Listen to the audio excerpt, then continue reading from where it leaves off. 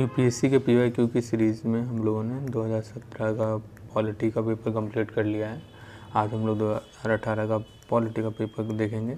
2018 में total 11 question आए थे पॉलिटी एंड गवर्नेंस से, जबकि 2017 में ये क्वेश्चन 21 थे। लेकिन हाँ, मोस्टली जो क्वेश्चन थे वो डुएबल थे। इस 11 में से आप 9 से 10 आराम से कर सकते हो, ये बेसिक कॉन्सेप्ट है। तो अभी इसमें हम क्वेश्चन देखेंगे, उससे रिलेटेड एक कोई ट्रिक है, उस ट्रिक को देखेंगे, प्लस जो ये क्वेश्चन से रिलेटेड पीडीएफ है उसमें एक्सप्लेनेशन जो है इंग्लिश और हिंदी दोनों में दिया गया है। ये आप हमारे टेलीग्राम चैनल से डाउनलोड कर सकते हैं।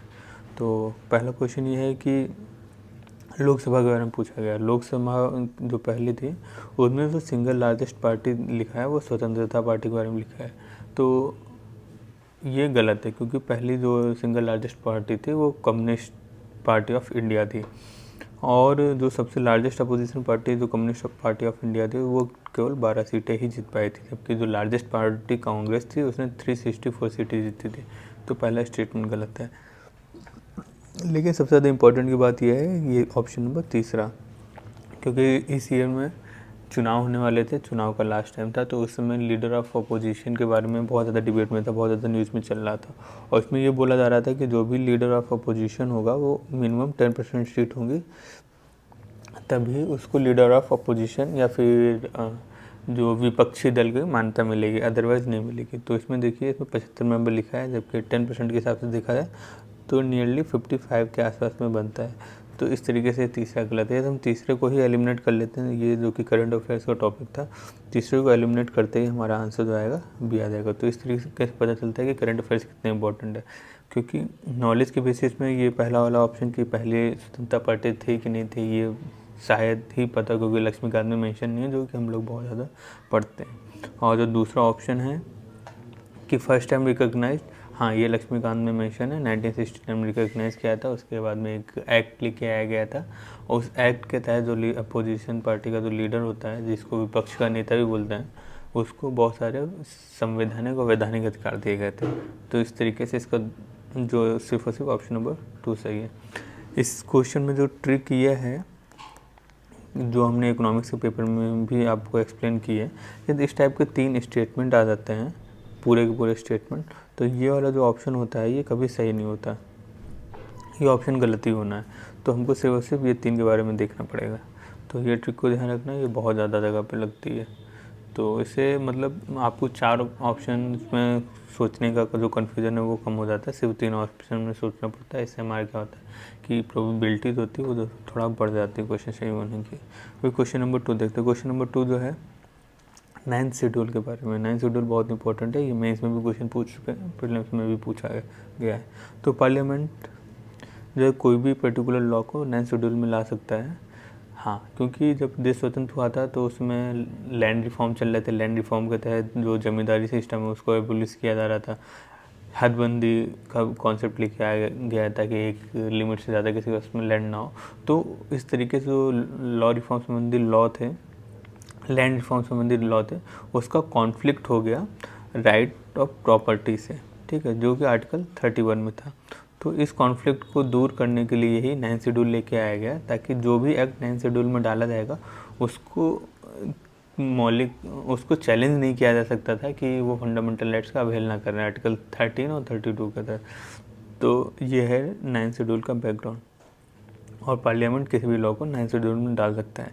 लेकिन बाद में जब केशवानंद भारती केस आया, तो केशवानंद भारती केस के अंतर्गत ये बोला गया कि कॉन्स्टिट्यूशन का एक बेसिक स्ट्रक्चर होता है, और किसी भी कीमत पर इस बेसिक स्ट्रक्चर को पार्लियामेंट जो है वो नहीं ख़त्म कर सकता है, और उस बेसिक स्ट्रक्चर के ही आधार पर 9th शेड्यूल को चैलेंज किया जा सकता है।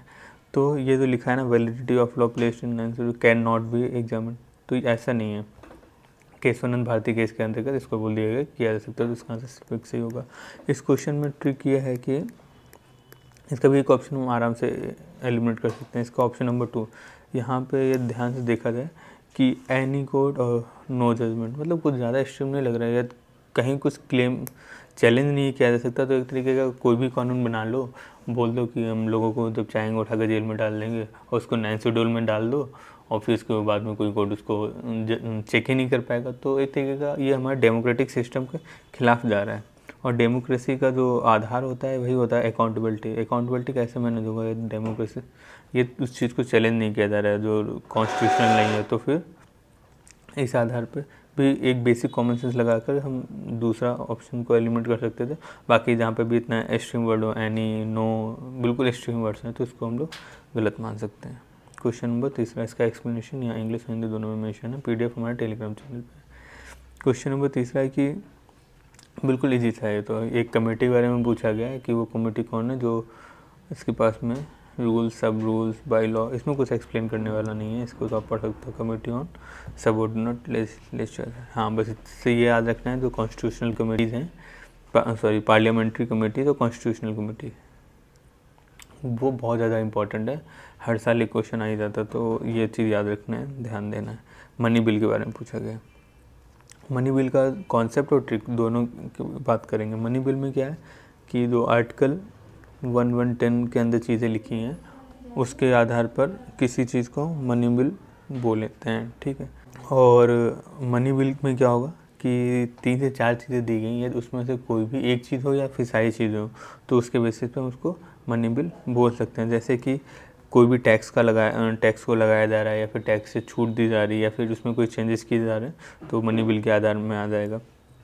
ये केंद्र सरकार कहीं से कोई उधार लेके आ रही है और उसमें वो गारंटी दे रही है संचित निधि की, या फिर वो केंद्र सरकार खुद की गारंटी देके किसी स्टेट गवर्नमेंट को कोई लोन दिला रही है, तो भी आया जाएगा मनी बिल के अंदर। उसके बाद में या फिर कॉन्स्टिट्यूशनल फंड या फिर कंटिजेंसी फंड से ये पैसा निकाला जा रहा है, मतलब पैसा आ रहा है नहीं, उससे पैसा निकाला जा रहा है, तो भी उसी के अंतर्गत आ जाएगा। विनियोग मतलब भी खर्चा होता है, मतलब खर्चा होगा तो भी पैसा निकाला ही जा रहा है। और जो पब्लिक अकाउंट होता है, मतलब consolidated fund of India, public account, contingency fund of India, इन तीनों से पैसा निकाला जाएगा तो इसके अंतर्गत आएगा मनी बिल के अंतर्गत। तो अभी देखते हैं क्वेश्चन में क्या है। क्वेश्चन में स्टेटमेंट नंबर 2 और स्टेटमेंट नंबर 3 बहुत ज़्यादा सिमिलर आपको दिखेंगे, थोड़ा कन्फ्यूजन होगा। तो जब भी ऐसे दो स्टेटमेंट हो जो बिल्कुल सिमिलर दिख रहे हैं और बहुत ज़्यादा कन्फ्यूजन हो रहा है और आपको कुछ आइडिया नहीं लग रहा है कि कौन सा सही होगा, तो उसका जो सेकंड वाला ऑप्शन होता है, मतलब पहला ये दूसरा ये, जो मतलब लास्ट वाला ऑप्शन बचेगा ना कन्फ्यूजन वाले स्टेटमेंट में, उस पर आप लोग चले जाओ। जैसे इस पर आप तीसरे पे जा सकते हो, जैसे सेफ़ है। और ऐसा हम लोगों ने 2017 के पेपर में भी क्वेश्चन देखा था, और 2017 से लेकर 2022 तक के इकोनॉमिक्स के जितने क्वेश्चन हमने देखे उसमें से भी 3 से 4 क्वेश्चन हम लोगों ने ये चीज़ देखी हुई है। तो इस तरीके से ये ट्रिक की बात की जाए तो ये ऑप्शन बी, ऑप्शन सी बहुत ज़्यादा सिमिलर है, और सी पे चले जाएंगे जो सेकंड वाला ऑप्शन है। अदरवाइज जो हमने आर्टिकल नंबर 110 एक्सप्लेन कर दिया, उसमें ये लिखा हुआ है कि ये कहीं से अप्रोप्रिएशन ऑफ मनी हो रहा है, मतलब मनी निकाल के ही खर्चा किया जा रहा है, कंटिजेंसी फंड हो या फिर कंसोलिडेटेड फंड ऑफ इंडिया हो या फिर पब्लिक अकाउंट हो, तो वो तीनों चीज़ें ही होंगी मनी बिल के अंदर आएंगी। क्वेश्चन नंबर 5, हाँ प्रेसिडेंट इलेक्शन, उस साल में शायद प्रेसिडेंट का इलेक्शन भी हुआ था या फिर होने वाला था, तो इसलिए ये भी बहुत ज़्यादा इंपॉर्टेंट हो जाता है। प्रेसिडेंट ऑफ इलेक्शन के से रिलेटेड कॉन्सेप्ट है। देखते हैं प्रेसिडेंट के इलेक्शन में जो लोग वोट देते हैं उनका निकालते कैसे हैं। और सारे इलेक्टेड जो MLAs होते हैं वो लोग वोट दे सकते हैं, और सारे इलेक्टेड MPs चाहे MPs चाहे वो लोकसभा से हो चाहे वो राज्यसभा से हो, वो लोग वोट दे सकते हैं। जो भी मनोनीत होते हैं, मतलब नॉमिनेटेड मेंबर होते हैं, वो लोग इसमें वोट नहीं देते हैं। MLA का वोट का कितना वैल्यू होगा निकालने के लिए, पॉपुलेशन बट उस स्टेट के कितने MLA हैं और उसमें 1000 का मल्टीप्लाई, इससे हमारी MLA की वैल्यू निकल आती है। अब चूँकि हर स्टेट की पॉपुलेशन अलग अलग होती है, तो इसलिए जो MLA का वोट होगा, वोटिंग परसेंट, मतलब जो वोट की वैल्यू होगी वो अलग अलग आती है। कोशिश तो यही की जाती है कि लगभग सेम रहे ताकि इक्वल रिप्रेजेंटेशन बना रहे, लेकिन जब पॉपुलेशन अलग अलग है तो बिल्कुल एग्जैक्टली सेम नहीं आ पाता। तो पहला स्टेटमेंट क्या है, the value of vote in each MLA varies from state to state, हाँ पहला सही है। अब इलेक्टेड MP का वोट कैसे निकाला जाता है, लोकसभा हो चाहे राज्यसभा, दोनों का सिमिलर होता है।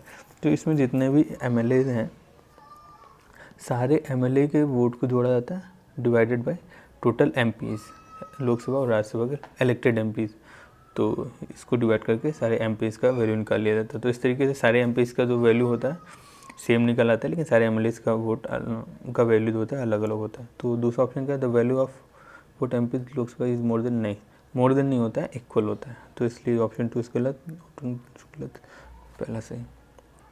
इसको भी एक्सप्लेनेशन यहाँ पे है, हिंदी एंड इंग्लिश दोनों में। क्वेश्चन नंबर 6 है स्पीकर के बारे में। अब स्पीकर वो चाहे लेजिस्लेटिव असेंबली का हो या फिर लोकसभा का हो, दोनों जगह जो है प्रोविज़न जो होंगे सेम होंगे। प्रोविज़न सेम क्या क्या है? पहला प्रोविज़न ये है कि यदि कोई एक बार स्पीकर बन जाता है तो 3 कंडीशन में अपने पोस्ट से मतलब हटाया जा सकता है। पहला, यदि वो अपनी विधानसभा या फिर लोकसभा की सदस्यता उसकी ख़त्म हो जाए, मतलब उसकी मेंबरशिप ख़त्म हो जाए तो उसको हटा दिया जाएगा, या फिर वो खुद त्यागपत्र रिजाइन दे दे डिप्टी स्पीकर को तो भी हट सकता है। या फिर तीसरा पद रिक्त हो जाए, मतलब कैसे हो सकता है कि मेजॉरिटी जो होती है सदन की वो एक रेजोल्यूशन पास करके उसको हटा दे, तो इस तरीके से हट सकता है। और स्पीकर का पोस्ट इतना ज़्यादा इम्पोर्टेंट होता है कि एक बार यदि लोकसभा भंग हो जाए या फिर एमएलए लेजिस्लेटिव असेंबली जो है किसी स्टेट की वो भंग हो जाए, वो ख़त्म हो जाए, तो भी वो पद पे तब तक बना रहेगा जब तक कि नेक्स्ट इलेक्शन के बाद में जो नया सदन बनेगा उसकी फर्स्ट मीटिंग जो होगी, तो फर्स्ट मीटिंग होगी उसके जस्ट पहले तक वो सदस्य रहता, उसके बाद में उसकी सदस्यता ख़त्म होती है। और इसीलिए ये जो है स्पीकर का पोस्ट बहुत इंपॉर्टेंट है। स्पीकर का पोस्ट जो टॉपिक है ये सिर्फ प्रीलिम्स के लिए नहीं भी, बल्कि प्रीलिम्स प्लस मेंस दोनों के लिए इम्पोर्टेंट है। मेंस में क्या पूछा गया था? मेंस में इंडिया का जो सिस्टम है स्पीकर से रिलेटेड और यूके का जो सिस्टम है स्पीकर से रिलेटेड, दोनों से पूछा गया था। तो जब भी स्पीकर के बारे में पढ़ो तो यूके से कंपेयर करके पढ़ो, क्योंकि वो बहुत इंपॉर्टेंट है। यूके में बोला जाता है कि ये जो एक बार स्पीकर बन गया वो हमेशा स्पीकर रहेगा, उसको अपनी पार्टी की सदस्यता से भी त्यागपत्र देना पड़ता है। तो पहला क्या है, एक बार स्पीकर जो है वो सीट रिजर्व, हाँ पहला सही है, यही मैंने बताया। यदि वो मेंबर नहीं रहता है तो उसको अपनी सदस्यता से त्यागपत्र देना पड़ेगा, तो पहला सही है। दूसरा क्या बने ऊपर डिसॉल्व हो जाती है स्पीकर शैल वेकेंट इमीडिएटली, नहीं, उसको अगली जब मीटिंग होगी उसके जस्ट फर्स्ट मतलब मीटिंग के जस्ट पहले तक वो सदस्य रहता है, तो इमीडिएटली नहीं होता है, काफ़ी समय बाद तक रहता है। तो इसलिए ऑप्शन 1 होगा। इस क्वेश्चन में ट्रिक ये है, जब ऐसा कुछ दिया जाए जहाँ पर इमीडिएटली लिखा है या फिर रिसेंटली लिखा है, तो यदि कुछ नहीं पता है तो उसको गलत मान लो, ये कुछ नहीं पता तो उसको गलत मान लोगे तो भी 10 में से 8 बार 7 बार ये कुछ चीज़ सही हो जाती है। यूपीएससी में ये चीज़ लगती है, तो एक ये ट्रिक है, ध्यान रखिएगा। तो स्पीकर के बारे में सब पता चल गया। क्वेश्चन नंबर 7 में देखते हैं। और लॉ और लिबर्टी के बारे में बोला गया। लिबर्टी का कॉन्सेप्ट क्या होता है? लिबर्टी का कॉन्सेप्ट होता है कि हमारे लिए जो अच्छा है, जो करने लायक चीज़ें हैं वो करने की आज़ादी, उसमें हमारे पास में वो कैपेसिटी होनी चाहिए। जैसे अमर्त्य सेन जो है उन्होंने बोला कि कैपेसिटी होनी चाहिए, ये वो चीज़ करने की कैपेसिटी है हमारे पास में तो हम स्वतंत्र हैं। जैसे यदि हम कोई अच्छी सी जॉब करना चाहते हैं तो उस जॉब के लिए जो भी बेसिक एजुकेशन क्वालिफिकेशंस हैं उस वो चीज़ हो हमारे पास में। और इसी के लिए क्या होता है, राइट टू एजुकेशन आया। राइट टू एजुकेशन को कॉन्स्टिट्यूशन के अंदर भी मेंशन किया गया है। उसी के बाद में बहुत सारे ट्रेनिंग इंस्टीट्यूट होते हैं, रिजर्वेशन दिया गया है जो लोग पिछड़े लोग हैं। तो ये सारे के सारे प्रोविज़न लिबर्टी को बढ़ा रहे हैं, कैपेसिटी को बढ़ा रहे हैं। तो लॉ का मतलब क्या है? राइट टू एजुकेशन तो एक लॉ के तहत ही आया, तो लॉ जो है लिबर्टी को कर्टेल नहीं कर रहा है। लेकिन हाँ, यदि लॉ नहीं होगी तो कैपेसिटी और लिबर्टी नहीं रहेगी। जैसे मान लो स्टेट ख़त्म हो जाए, पूरा एनार्की वाला कंडीशन हो जाए, तो वहाँ पे क्या होगा, जो लोग पावरफुल होगा वो लोग अपने हिसाब से हर चीज़ चलाएगा, मतलब जिसकी लाठी उसकी भैंस का सिस्टम होगा। तो जहाँ पे कोई लॉ नहीं वहाँ पे कोई लिबर्टी नहीं। ये जो दूसरा वाला ऑप्शन है सही। ये एग्जांपल के रूप में ले लिया कि यही देख लो ना, नो लॉ नो लिबर्टी का कॉन्सेप्ट। जहाँ पे स्टेट नहीं है तो तुम स्वतंत्र हो, लेकिन स्वतंत्र हो वहाँ तक जहाँ तक तुम्हारी क्षमता है। तुमसे ज़्यादा पावरफुल आ गया वो तुमको दबा लेगा, और उस शोषण से बचाने के लिए तुम्हारे पास में कुछ नहीं है। अभी प्रेजेंट टाइम पे क्या है, ये तुम्हें कोई कुछ कर रहा है, कोई नुकसान पहुंचा रहा है, फंडामेंटल राइट्स के अंदर अगर तुम्हारा कोई भी नुकसान हो रहा है, कोई भी पावरफुल आदमी आकर तुमको उठा के लेके जा रहे हैं, यहाँ तक कि पुलिस भी तुमको उठा के लेके जा रही है बिना किसी रीज़न के, तो तुम सुप्रीम कोर्ट के पास जा सकते हो, हाई कोर्ट के पास जा सकते हो, मतलब प्रोटेक्शन है, क्योंकि लॉ है, लॉ एंड ऑर्डर है। जब सुप्रीम कोर्ट और हाई कोर्ट ही नहीं होगा तो फिर काहे का प्रोटेक्शन। तो लिबर्टी का आई थिंक कॉन्सेप्ट क्लियर हुआ है। कोई भी डाउट है तो आप टेलीग्राम चैनल पे पूछ सकते हैं या फिर कमेंट बॉक्स में हम और एक्सप्लेन कर सकते हैं इसको। और यहीं पे इसी को कॉन्सेप्ट को हमने एक्सप्लेन किया है यहाँ पे इंग्लिश में, हिंदी में। उसके बाद में क्या है, क्वेश्चन नंबर 8वां, गवर्नर के बारे में। हाँ, तो गवर्नर और प्रेसिडेंट ये बहुत इंपॉर्टेंट होते हैं, और गवर्नर और प्रेसिडेंट के प्रिविलेज जो हैं लगभग सेम होते हैं, कुछ कुछ अलग होते हैं बट मोस्टली सेम होते हैं। मोस्टली सेम क्या होता है कि जब तक वो लोग पोस्ट पे होते हैं, अपने पद पे होते हैं, तब तक उनके खिलाफ में कोई भी कार्रवाई नहीं की जाती, पहला चीज़ ये। और इन लोगों के पास में कुछ जो प्रिविलेजेस मिले होते हैं क्योंकि उनका दायित्व बहुत बड़ा होता है। तो जहाँ जहाँ दायित्व आएगा, जहाँ जहाँ पे उनकी ड्यूटी होगी, तो ड्यूटी और रिस्पॉन्सिबिलिटी, मतलब ड्यूटी और प्रिविलेजेस एक साथ में आते हैं। जब तक प्रिविलेजेस रहेंगे, ड्यूटी नहीं रहेगा, तो वो भी डेमोक्रेटिक सिस्टम के खिलाफ है। और सिर्फ ड्यूटी दे दी कि प्रिविलेजेस कुछ नहीं दिया गया, तो वो ड्यूटी को फुलफिल नहीं कर पाएगा। इसीलिए जो हमारे एमपीज होते हैं, एमएलएज होते हैं, उनके पास में भी कुछ प्रिविलेजेस होते हैं ताकि उनकी जो ड्यूटी है लोगों को रिप्रेजेंट करने की, वो सही तरीके से हो। इसी तरीके से गवर्नर और प्रेसिडेंट के भी कुछ ड्यूटीज़ होती हैं, उनको फुलफिल करने के लिए कुछ प्रिविलेजेस दिए जाते हैं। इसीलिए पद की गरिमा को बनाए रखने के लिए जब तक वो लोग पद पे होते हैं, तब तक उनके खिलाफ कोई केस नहीं जारी किया जाता है। तो पहला ऑप्शन सही है, नो क्रिमिनल प्रोसीडिंग। हाँ, ये तो उनके व्यक्तिगत उसके आधार पर भी कुछ होता है, कोई क्राइम होता है तो भी नहीं किया जा सकता। उसके बाद में दूसरा है allowances and employments of the governor shall not be diminished. हाँ, ये उसके पद पे रहते रहते उसके जो उसको चीज़ें मिलनी, उपलब्धियाँ जिनको बोलते हैं, अलाउंसेस जो होते हैं, यदि वो कम कर दिया जाएगा तो वो इम्पार्शियल रूप से डिसीजन नहीं ले पाएगा। जैसे हम एग्जांपल ले लो, गवर्नर है, गवर्नर दोनों लोगों को रिप्रेजेंट करता है, स्टेट गवर्नमेंट को रिप्रेजेंट करता है सेंटर में, और सेंट्रल गवर्नमेंट को रिप्रेजेंट करता है स्टेट में। और ये तो उसका पैसे को केंद्र सरकार किसी तरीके से कम कर दे पार्लियामेंट में लॉ ला के, तो उससे क्या होगा कि उसके ऊपर एक डर बना रहेगा कि मैंने सेंट्रल गवर्नमेंट के खिलाफ कोई काम किया तो वहाँ उसका वेतन अलाउंसेस कम हो सकता है। तो अपने पद की जो प्रतिष्ठा है, जो अकाउंटेबिलिटी रहनी चाहिए, जो इम्पार्शियलिटी रहनी चाहिए, वो चीज़ नहीं मेंटेन कर पाएगा। इसीलिए जितने भी कॉन्स्टिट्यूशनल पोस्ट होते हैं, उनमें से कोई सी भी पद का को मिलने वाले अलाउंसेस को उसके कार्यकाल में कभी भी कम नहीं किया जा सकता है। ये सिर्फ गवर्नर्स के संदर्भ में नहीं, प्रेसिडेंट के संदर्भ में भी है, कैग के संदर्भ में भी है, जितने भी कॉन्स्टिट्यूशनल पोस्ट हैं सबके संदर्भ में है। तो इसलिए जो है शैल नॉट बी, हाँ दूसरा भी सही है, तो इसका आंसर सी होगा। क्वेश्चन नंबर 9, क्वेश्चन नंबर 9 है रूल ऑफ लॉ के बारे में।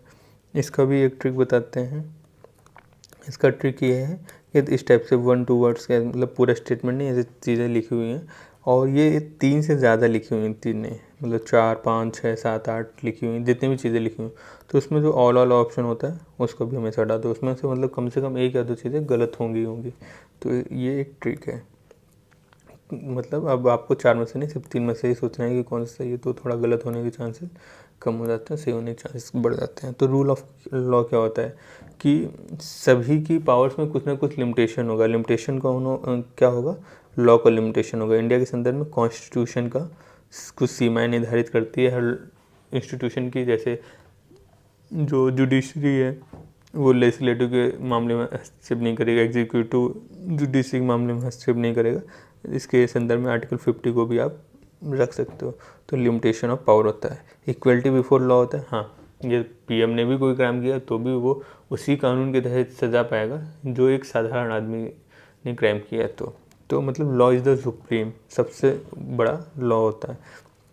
Peoples responsibility to the government नहीं, government is responsible to the people, क्योंकि जो लॉ है वो बनाया गया है लोगों के द्वारा चुने हुए प्रतिनिधियों के द्वारा। जो रिप्रेजेंटेटिव हैं सिटीजन्स के, उन्होंने लॉ बनाया है, और गवर्नमेंट उन लॉज के प्रति ही रिस्पॉन्सिबल है। तो यही डेमोक्रेसी का बेस है कि गवर्नमेंट इज़ रिस्पॉन्सिबल, ना कि पीपल। तो इसका तीसरा एलिमिनेट करना पड़ेगा। तीसरा को एलिमिनेट करते ही पहला गलत, चौथा गलत, और पहला दूसरा सही है, तो ऑप्शन नंबर तीसरा सही होगा। और सिविल और लिबर्टी राइट्स, हाँ इस टाइप के जब भी क्वेश्चन हो तो हम अपने कॉन्स्टिट्यूशन को याद करके भी कर सकते हैं। जैसे हम अपने फंडामेंटल राइट्स के एग्जांपल को दिमाग में लाके चारों चीज़ें चेक करेंगे, अपने आप हमको आंसर समझ में आ जाएगा कि रूल ऑफ लॉ का मतलब क्या है। अभी क्वेश्चन नंबर 10 के बारे में देखते हैं। आर्टिकल 356 के बारे में पूछा गया। आर्टिकल 356 के बारे में क्वेश्चन 2017 के पॉलिटी के पेपर में भी आया है, 2018 के पेपर में भी आया है। तो देखो आर्टिकल 356 कहता है जब भी प्रेसिडेंट रूल होता है तो क्या होता है कि प्रेसिडेंट ये डिसाइड करता है, ये बोलता है पार्लियामेंट को कि स्टेट के जो भी सब्जेक्ट्स हैं उस पर आप लॉ बनाइए, ना कि प्रेसिडेंट खुद बनाता है।